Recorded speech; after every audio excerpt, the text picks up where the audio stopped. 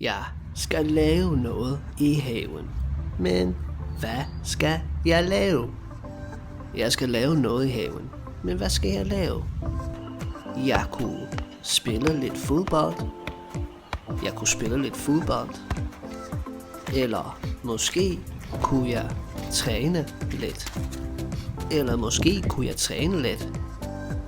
Faktisk vil jeg gerne tage mig en dukkert. Men disse blade skal først fjernes. Havearbejde er også en mulighed, men det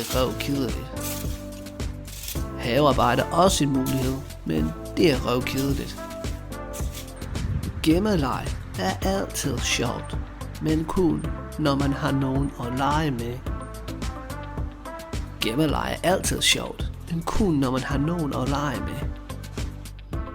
Jeg elsker min have.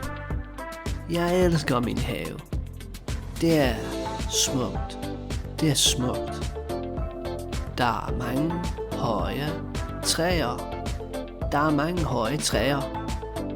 Det kan være, jeg skal samle disse blade op, men det gider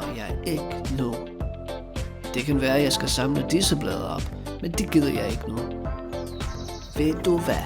Jeg skal bare lege med min hund Jack. Han er sej.